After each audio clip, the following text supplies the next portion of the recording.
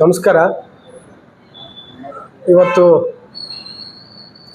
ಜಗದೀಶ್ ಚೌಧರಿ ಅಭಿಮಾನಿ ಬಳಗ ಹಾಗೂ ಅವರ ಹಿಂಬಾಲಿಗರು ಬೆಂಬಲಿಗರು ಹಿತೈಷಿಗಳೆಲ್ಲ ಸೇರಿ ಪತ್ರಿಕಾಗೋಷ್ಠಿ ಕರೆದಿರೋಂಥ ಉದ್ದೇಶ ಇಷ್ಟೇ. ಒಬ್ಬ ಸಾಮಾನ್ಯ BJP ಪಕ್ಷದ ಕಾರ್ಯಕರ್ತರುಗಳಂತ ನಾವುಗಳು ಇವತ್ತು ಅವ್ರಿಗೆ ಆಗಿರ್ತಕ್ಕಂಥ ಅನ್ಯಾಯದ ಬಗ್ಗೆ ನಾವು ಪತ್ರಿಕಾಗೋಷ್ಠಿ ಕರೆದು ಈ ವಿಚಾರವಾಗಿ ನಮ್ಮ ಕೆಲವೊಂದು ಅಭಿಪ್ರಾಯಗಳನ್ನ ಹಾಗೆ ನಮ್ಮ ಪಕ್ಷದ ನಾಯಕರುಗಳನ್ನ ಮತ್ತು BJP ಪಕ್ಷದ ರಾಜ್ಯ ನಾಯಕರುಗಳನ್ನು ಈ ಮೂಲಕ ನಾವು ಆಗ್ರಹಪಡಿಸೋದೇನೆಂದರೆ, ಏನು ಈಗ ಕಳೆದ 8-10 ದಿನಗಳ ಹಿಂದೆ ನೆಲಮಂಗಲ ವಿಧಾನಸಭಾ ಕ್ಷೇತ್ರದಲ್ಲಿ ಇತ್ತೀಚೆಗೆ ನಡೆದಂಥ ಸಂಸತ್ ಚುನಾವಣೆಯಲ್ಲಿ ಶ್ರೀಮಾನ್ ಸುಧಾಕರ್ ಅವರು ಅತ್ಯಧಿಕ ಮತಗಳಿಂದ ಜಯಶೀಲರಾಗಿರ್ತಾರೆ. ಸುಮಾರು 36,000ಗಳ ಅತ್ಯಧಿಕ ಬಹುಮತಗಳನ್ನು ನೀಡಿ ನೆಲಮಂಗಲ ಜನತೆ ಡಾಕ್ಟರ್ ಸುಧಾಕರ್ ಅವರನ್ನು ಸಂಸದರನ್ನಾಗಿ ಆಯ್ಕೆ ಮಾಡಿರ್ತಾರೆ. ಈ ಸಂತೋಷದ ಹಿನ್ನೆಲೆಯಲ್ಲಿ, ಈ ಗೆಲುವಿನ ಹಿನ್ನೆಲೆಯಲ್ಲಿ ಕಳೆದ 8-10 ದಿನಗಳ ಹಿಂದೆ ಕ್ಷೇತ್ರದ BJP ಮತ್ತು JDS ಕಾರ್ಯಕರ್ತರು ಎಲ್ಲರೂ ಒಗ್ಗೂಡಿ ನೆಲಮಂಗಲ ಕ್ಷೇತ್ರದಲ್ಲಿ ಒಂದು ಬೃಹತ್ ಅಭಿನಂದನಾ ಸಮಾರಂಭವನ್ನು ಏರ್ಪಡಿಸಿರ್ತಾರೆ. ಆ ಸಮಾರಂಭದಲ್ಲಿ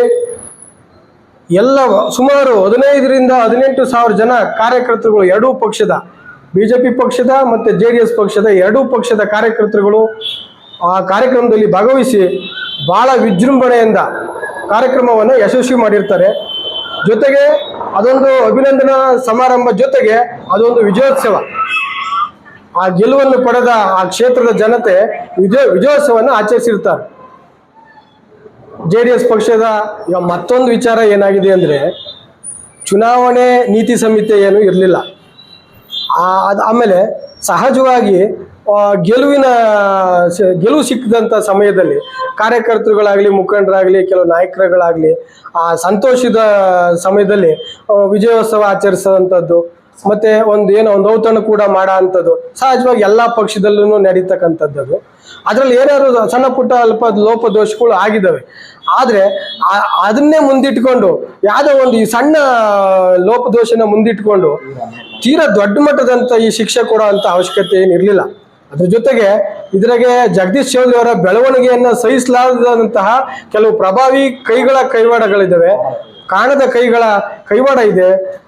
ಮತ್ತು ಅವ್ರನ್ನ ಬೆಳವಣಿಗೆ ಸಹಿಸಿದಂಥ ಕೆಲವರು ವಿರೋಧಿಗಳು ಅಥವಾ ಪಕ್ಷದಲ್ಲಿ ಇರ್ತಕ್ಕಂಥ ಕೆಲವರು ಇವೆಲ್ಲ ಅವ್ರನ್ನ ರಾಜಕೀಯವಾಗಿ ತುಳಿಯತಕ್ಕಂಥ ಕೆಲಸವನ್ನು ಭಾಳ ವ್ಯವಸ್ಥಿತವಾಗಿ ಮಾಡಿದ್ದಾರೆ. ಹಾಗಾಗಿ ಅವ್ರನ್ನ ತುಳಿದಷ್ಟು ನಮ್ಮ ಪಕ್ಷಕ್ಕೆ ನಷ್ಟ ಆಗೋಂಥ ಎಲ್ಲ ಸಾಧ್ಯತೆಗಳು ಇರೋದ್ರಿಂದ ತಾವು ಈ ಸತ್ಯಾಸತ್ಯತೆಗಳನ್ನು ಮನಗೊಂಡು ರಾಜ್ಯ ನಾಯಕರು, ರಾಜ್ಯಾಧ್ಯಕ್ಷರು ಎಲ್ಲರೂ ಕೂಡ ದಯಮಾಡಿ ಜಗದೀಶ್ ಚೌಧರಿ ಅವ್ರನ್ನ ಪಕ್ಷದೊಳಗಡೆಗೆ ಇರಿಸ್ಕೊಂಡು ಪಕ್ಷ ಸಂಘಟನೆ ಮಾಡಿಸೋದ್ರ ಮೂಲಕ ಅವ್ರನ್ನ ಮುಂದುವರಿಸಬೇಕು ಪಕ್ಷದಲ್ಲಿ ಅಂತೇಳಿ ನಾವು ಈ ಮೂಲಕ ಮತ್ತೊಮ್ಮೆ ಆಗ್ರಹಿಸ್ತಾ ಇದ್ದೀವಿ. ಕಾರ್ಯಕರ್ತ ಬೂತ್ ಅಧ್ಯಕ್ಷ ಆಗಿದ್ದರಿಂದ ಅಲ್ಲಿಂದ ಪಕ್ಷದ ಕೆಲಸ ಮಾಡ್ಕೊಂಡ್ ಬಂದಿರೋ ಅಂಥವ್ರು ಇವತ್ತು ಒಬ್ರು ತಾಲೂಕು ಅಧ್ಯಕ್ಷರಾಗಿ ಜವಾಬ್ದಾರಿ ನಿಭಾಯಿಸ್ತಾ ಇದ್ದಾರೆ. ಒಬ್ಬ ಗ್ರಾಮ ಪಂಚಾಯತ್ ಸದಸ್ಯರಾಗಿ, ಅಧ್ಯಕ್ಷರಾಗಿ ಬಹಳ ತಳಮಟ್ಟದಿಂದ ಅವರು ಈ ರಾಜಕೀಯ ಜೀವನ, ಈ ಸಾಮಾಜಿಕ ಸೇವೆಗಳಲ್ಲಿ ಅವರು ತೊಡಸ್ಕೊಂಡಿರ್ತಾರೆ. ಈ ವಿಜಯೋತ್ಸವ, ಈ ಅಭಿನಂದನಾ ಕಾರ್ಯಕ್ರಮದಲ್ಲಿ ಯಾವುದೋ ಒಂದು ಸಣ್ಣ ಪುಟ್ಟ ಅವರಿಗೆ ತೋಚಿದಂತಹ ಒಂದು ಸಣ್ಣ ಲೋಪ ಆಗಿದೆ. ಆ ಸಣ್ಣ ಲೋಪಕ್ಕೆ ಇವರೊಬ್ಬರನ್ನೇ ಜವಾಬ್ದಾರನಾಗಿ ಮಾಡಿ ಏಕಾಏಕಿ ನಮ್ಮ ಪಕ್ಷದ ರಾಜ್ಯ ನಾಯಕರಾಗಲಿ, ಪಕ್ಷದ ರಾಜ್ಯ ಸಂಘಟನೆಗಳಾಗಲಿ ಏಕಾಏಕಿ ಇವರು ಒಬ್ಬರನ್ನೇ ಗುರಿ ಮಾಡಿ ಆ ಕೊನೆ ಪಕ್ಷ ಒಂದು ನೋಟಿಸ್ ಆದರೂ ಕೊಡದೆ, ಅವ್ರಿಗೆ ಒಂದು ಕಾಲಾವಕಾಶ ಕೊಡದೆ, ಅವ್ರ ಹತ್ರ ಒಂದು ಉತ್ತರ ಕೇಳದೆ, ಒಂದು ಸ್ಪಷ್ಟನೆ ಕೇಳದೆ, ಯಾವುದೇ ಫಾರ್ಮಾಲಿಟೀಸ್ ಇಲ್ದಲೆ ಏಕಾಏಕಿ ಇವರೊಬ್ಬರ ಮೇಲೆ ಕ್ರಮ ಜರುಗಿಸಿರೋ ಅಂಥದ್ದು, ಅವ್ರನ್ನ 6 ವರ್ಷಗಳ ಉಚ್ಚಾರಿಸಿರೋ ಅಂಥದ್ದು ಯಾವುದೇ ಕಾರಣಕ್ಕೂ ಇದು ಒಬ್ಬ ಪ್ರಾಮಾಣಿಕವಾಗಿ ಪಕ್ಷಕ್ಕೆ ದುಡಿತಕ್ಕಂಥ ಯಾವ ಕಾರ್ಯಕರ್ತನಿಗೂ ಇದು ಶ್ರೇಯ ಆಗೋದಿಲ್ಲ. ಅವ್ರ ಮುಂದಿನ ಭವಿಷ್ಯ ಮಾರಕ ಆಗ್ತೈತೆ. ದಯಮಾಡಿ ನಾವಿಷ್ಟೇ ಕೇಳ್ಕೊಳೋದು, ಒಬ್ಬ ಒಳ್ಳೆ ಪಕ್ಷದ ಕಾರ್ಯಕರ್ತ, ಶಿಸ್ತಿನ ಸಿಪಾಯಿ, ತಾಲೂಕು ಅಧ್ಯಕ್ಷ ಅಂತ ಜವಾಬ್ದಾರಿ ಇರುವಂತವ್ರು, ಪಕ್ಷ ಸಂಘಟನೆಯಲ್ಲಿ ಸದಾ ನಿರತರಾಗಿರುವಂತವ್ರು, ಸಾಮಾಜಿಕ ಕಾರ್ಯಗಳಲ್ಲಿ ತಮ್ಮನ್ನ ತಾವು ಬಹಳ ವಿಭಿನ್ನವಾಗಿ ತೊಡಗಿಸ್ಕೊಂಡಿರುವಂತವ್ರು, ಪಕ್ಷದ ಸಂಘಟನೆಯಲ್ಲಿ ಅವ್ರದ್ದೇ ಆದಂತ ಒಂದು ವಿಭಿನ್ನವಾದಂತಹ ಶೈಲಿನಲ್ಲಿ ಪಕ್ಷ ಸಂಘಟನೆ ಮಾಡಿಕೊಂಡು ಇವತ್ತು ನೆಲಮಂಗಲ ತಾಲೂಕಿನಲ್ಲಿ ಎರಡೂ ಪಕ್ಷದ ಕಾರ್ಯಕರ್ತರು, ಮುಖಂಡರುಗಳು, ನಾಯಕರನ್ನೆಲ್ಲ ವಿಶ್ವಾಸಕ್ಕೆ ತಗೊಂಡು ಇವತ್ತು ಪಕ್ಷವನ್ನ ಬಹಳ ಒಳ್ಳೆ ರೀತಿಯಲ್ಲಿ ಮುನ್ನಡೆಸ್ಕೊಂಡು ಹೋಗ್ತಿದ್ದಾರೆ. ಅವರು ಶಿರಾದಲ್ಲೂ ಕೂಡ ನಮ್ಮ ಬಿಜೆಪಿ ಪಕ್ಷದ ಕೆಲವೊಂದು ಸಂಘಟನೆಗಳಲ್ಲಿ ಅವರು ತೊಡಗಿಸ್ಕೊಂಡಿದ್ರು. ಮತ್ತೆ 2020 ಶಿರಾ ಉಪಚುನಾವಣೆಯಲ್ಲಿ ಪಕ್ಷದ ರಾಜ್ಯದ ನಾಯಕರು, ವರಿಷ್ಠರುಗಳು ಅವ್ರನ್ನ ಕರೆದು ಶಿರಾ ಬೈ ಎಲೆಕ್ಷನ್ ಅಲ್ಲಿ ಅವ್ರನ್ನು ಕೂಡ ತೊಡಗಿಸ್ಕೊಂಡಿದ್ರು. ಅವರು ಕೂಡ ಒಂದು ಮಹಾಶಕ್ತಿ ಕೇಂದ್ರದ ಜವಾಬ್ದಾರಿ ತಗೊಂಡು ಪಕ್ಷದಿಂದ ಯಾವುದೇ ರೀತಿ ಖರ್ಚು ವೆಚ್ಚಗಳನ್ನ ಅವರು ತಗೊಂಡಲೆ ಸ್ವಂತ ಖರ್ಚಿನಲ್ಲಿ ಚುನಾವಣೆಯನ್ನ ಮಾಡಿ ತಮ್ಮ ಪಕ್ಷದ ಮೇಲಿನ ನಿಷ್ಠೆ, ಪ್ರಾಮಾಣಿಕತೆ ಏನು ಅಂತೇಳಿ ತೋರಿಸಿ ಅವರು ಕೂಡ ನಮ್ಮ ತಾಲೂಕಿಗೂ ಅವ್ರಿಗೂ ಒಂದು ಅವಿನಾಭಾವ ಸಂಬಂಧ ಇದ್ದೇ ಇದೆ. ಅವರು ಪಕ್ಷದ ಯಾವುದೇ ಸೂಚನೆ ಆಗಲಿ, ಎಲ್ಲೇ ಹೋಗ್ಲಿ ಕೆಲಸ ಮಾಡಕ್ಕೆ ತಯಾರಿರ್ತಾರೆ, ಮಾಡಿದ್ದಾರೆ ಕೂಡ. ನಮ್ಮ ಶಿರಾದಲ್ಲೂ ಕೂಡ ಅವರು ಪಕ್ಷದ ಕಾರ್ಯಕ್ರಮದಲ್ಲಿ, ಪಕ್ಷದ ಸಂಘಟನೆಯಲ್ಲಿ ಅವರು ತೊಡಗಿಸ್ಕೊಂಡಿದ್ದು. ಹಾಗಾಗಿ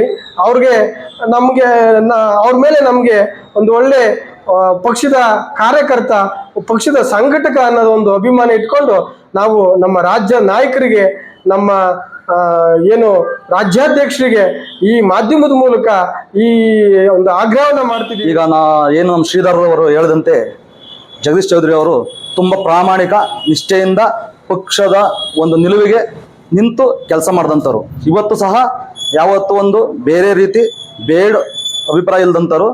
ಹಾಗಾಗಿ ಈಗ ಏಕಾಏಕಿ ಅವರಿಗೆ ಒಂದು ಉಚ್ಚಾಟನೆಯ ಒಂದು ಶಬ್ದ ಕೇಳಿ ನಮಗೆ ಬಹಳ ಬೇಸರವಾಯಿತು. ಹೇಗೆ ಅಂದರೆ ನಾವು ಹತ್ತಿರದಿಂದ ನೋಡಿದ್ವಿ ಆ ವ್ಯಕ್ತಿನ. ತುಂಬ ಪ್ರಾಮಾಣಿಕ ವ್ಯಕ್ತಿ. ಮೊನ್ನೆ ನಮ್ಮ ಶಿರಾ ಬೈ ಎಲೆಕ್ಷನ್ ಆದಂಥ ಸಂದರ್ಭದಲ್ಲಿ ತವರೆಕೆರೆ ಭಾಗದ 5 ಪಂಚಾಯಿತಿಯನ್ನ ಎಲ್ಲ ವರಿಷ್ಠರ ಮುಖಾಂತರ ಅವ್ರಿಗಾಗಿಯೇ ಒಂದು ಉಸ್ತುವಾರಿನ ಕೊಟ್ಟರು. ಅಂತ ಸಂದರ್ಭದಲ್ಲೂ ನಮ್ಮ ರಾಜೇಶ್ ಗೌಡ ಅವರು ಗೆಲುವಿಗೆ ಸಹಕರಿಸಿ ಅಲ್ಲಿ ತುಂಬಾ ಬಹುಮತವನ್ನು ಕೊಡಿಸಿ ಗೆಲುವಿಗೆ ಅವರೊಂದು ಕಾರಣಕರ್ತರಾಗಿದ್ದಾರೆ. ಹಾಗಾಗಿ ಅವರನ್ನು ಉಚ್ಚಾಟನೆ ಮಾಡೋದು ಮೊದಲು ಫಸ್ಟ್ ಅಲ್ಲಿ ಏನಾಯ್ತು ಅಂತ ತಿಳ್ಕೊಂಡು ಏಕಾಏಕಿ ಉಚ್ಚಾಟನೆ ಮಾಡೋದು ಬದಲು ಅವರು ಎಲ್ಲ ತೀರ್ಮಾನ ಮಾಡಿ ಜಿಲ್ಲಾಧ್ಯಕ್ಷರು, ರಾಜ್ಯಾಧ್ಯಕ್ಷರು ಕೂಲಂಕುಷವಾಗಿ ಅಧ್ಯಯನ ಮಾಡಿ ಅವ್ರನ್ನ ಉಚ್ಚಾಟನೆ ಮಾಡಬೇಕಾಗಿತ್ತು. ಅದು ಏನು ತಿಳುವಳಿಕೆ ಇಲ್ಲ ಅಂತ ಮಾಡಿ ಸುಮ್ಮನೆ ಏಕಾಏಕಿ ಉಚ್ಚಾಟನೆ ಮಾಡ್ತಾರೆ ಅಂದ್ರೆ ಅದು ತಪ್ಪು ಅಭಿಪ್ರಾಯ. ಅದನ್ನ ಸಣ್ಣ ಪುಟ್ಟ ಒಂದು ಕೆಲವೊಂದು ಅದೇ ಆಗ್ತಾವ ತೊಂದರೆಗಳು, ಅದನ್ನ ಸರಿದೂಗಿಸ್ಕೊಂಡು ಕೂಲಂಕುಷವಾಗಿ ಅಧ್ಯಯನ ಮಾಡ್ಬೇಕಾಯ್ತು. ನಮ್ಮ ರಾಜ್ಯ ಅಧ್ಯಕ್ಷ ಆಗಲಿ, ಜಿಲ್ಲಾ ಅಧ್ಯಕ್ಷ ಆಗಲಿ, ಇವರಲ್ಲಿ ಮನವಿ ಮಾಡ್ಕೊಳ್ಳೋದು ಒಂದೇನು, ಏಕಾಗಿ ಉಚ್ಚಾಟನೆ ಮಾಡಿರೋದಾಗ ತಪ್ಪು. ಯಾವುದೇ ಕಾರಣವನ್ನು ತಿರಸ್ಕರಿಸ್ತೀವಿ. ನಾವು ಇದನ್ನ ರಾಜ್ಯಾಧ್ಯಕ್ಷರ ಬಳಿಗೆ ಹೋಗಿ ನಮ್ಮೊಂದು ತಂಡ ಅವರಲ್ಲಿ ಮನವರಿಕೆ ಮಾಡಿಕೊಡ್ತೀವಿ. ದಯವಿಟ್ಟು ನಮ್ಮ ಜಗದೀಶ್ ಚೌಧರಿ ಅವ್ರನ್ನ ಉಳಿಸ್ಕೋಬೇಕಾಗಿ ತಮ್ಮಲ್ಲಿ ವಿನಯದಿಂದ ಕೇಳ್ಕೊಳ್ತಾ ಇದ್ದೀನಿ.